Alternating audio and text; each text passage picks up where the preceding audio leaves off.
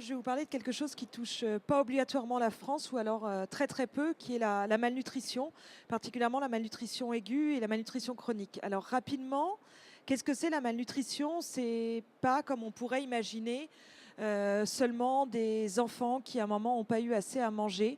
C'est vraiment un contexte particulier. On est dans des pays où les politiques de santé sont pas en place, où il n'y a pas d'agriculture ou en tout cas pas d'agriculture qui corresponde aux besoins alimentaires, avec des enfants qui sont souvent pas allaités, des vaccins qui sont pas faits. C'est tout ce contexte qui crée la malnutrition. Alors nous, on a créé une société qui s'appelle Nutri7 il y a une petite trentaine d'années. Et à l'époque, les seuls produits qui étaient envoyés, c'était les surplus alimentaires européens. C'est encore ce qui se passe un petit peu avec les Américains.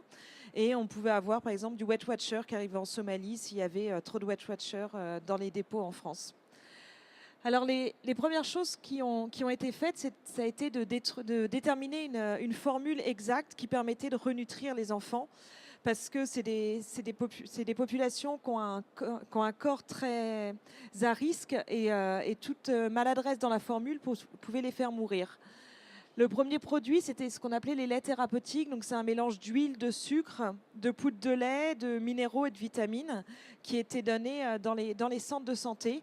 Ce qui, comme vous pouvez imaginer, était compliqué puisqu'on est très souvent en Afrique, dans des endroits où les conditions sanitaires sont mauvaises et il faut trouver de l'eau propre. Donc, la grosse problématique, c'était de rester dans les centres de santé pendant longtemps, puisque les mères à la maison avaient du mal à avoir l'eau qui était suffisamment propre pour préparer le lait pour les enfants. Et le premier produit qu'on a proposé pour répondre à ça, c'est Plum Peanut. C'est un produit qui permet, avec la même valeur nutritionnelle que ces laits qui étaient faits avant, de renutrir un enfant. Un enfant va prendre ça pendant 4 à 6 semaines et va être sauvé. C'est des produits qu'on a développés parce que dans les années 96, quand il y a eu les guerres dans la région des Grands Lacs, il y avait de nombreux centres, nombreux camps où les infirmières partaient la nuit parce que c'était trop dangereux. Et du coup, le lendemain matin, on avait ce qu'on appelait les morts du petit matin, c'est-à-dire ceux qui n'avaient pas pu avoir accès aux produits pendant la nuit.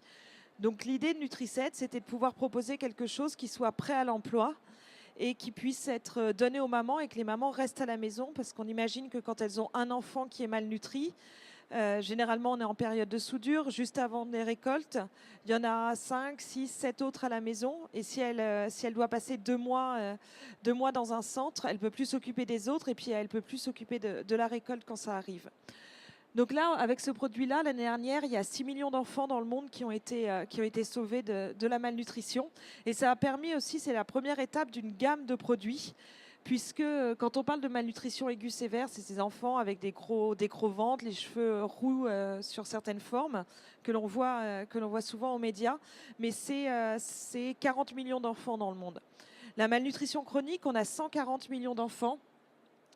140 millions d'enfants dans le monde qui, en fait, ne pourront pas se développer correctement avec des problèmes moteurs ou cognitifs. Du coup, ce premier produit Plum Peanut, qui a permis de traiter la malnutrition aiguë sévère, après des produits pour traiter la malnutrition aiguë modérée, ont permis d'aller après vers des produits de prévention de la malnutrition chronique. Aujourd'hui, un pays comme le Niger perd 10% de son PIB à cause de la malnutrition. À cause des enfants qui vont à l'école sans pouvoir réfléchir, des enfants qui ne se développent pas correctement et qui après font des adultes qui n'ont pas toutes les capacités pour développer leur métier. Du coup, on est allé chercher un produit de prévention.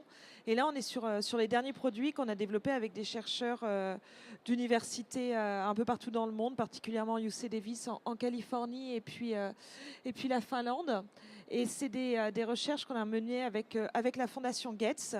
Et là, aujourd'hui, on va avoir les premières publications qui démontrent qu'avec 20 grammes par jour sur la femme enceinte, à partir du moment où elle est enceinte, pendant les 6 premiers mois de l'enfant, puisqu'elle l'allaite à ce moment-là, et après, chez l'enfant de 6 mois à 24 mois, c'est ce qu'on appelle les 1000 jours.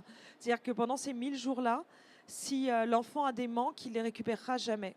Et là, on a développé un supplément alimentaire qui est soit pour la mère, soit pour l'enfant et qui permet en fait d'éviter la malnutrition chronique. Alors on est en préventif, ça ne marche pas tout seul, c'est pas seulement un produit, c'est aussi avec des projets d'hygiène, de traitement de la malaria, de vaccination. Mais ici, on va pouvoir pour la première fois prévenir la malnutrition. Et enfin, les autres opportunités qu'on peut avoir aussi, c'est les enfants à l'école. C'est-à-dire qu'une fois qu'on a prévenu la malnutrition, souvent beaucoup d'enfants vont à l'école le ventre vide. Et le ventre vide, on ne peut pas se concentrer, on ne peut pas travailler. Et du coup, l'idée, c'est d'avoir des produits aussi qui peuvent être donnés le matin comme un petit déjeuner, qui apportent les compléments alimentaires nécessaires à l'enfant et puis qui lui permettent d'étudier dans la journée.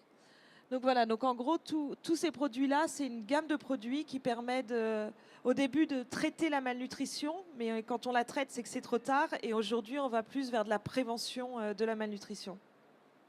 Voilà. Merci Adeline. Je vais inviter Sophie.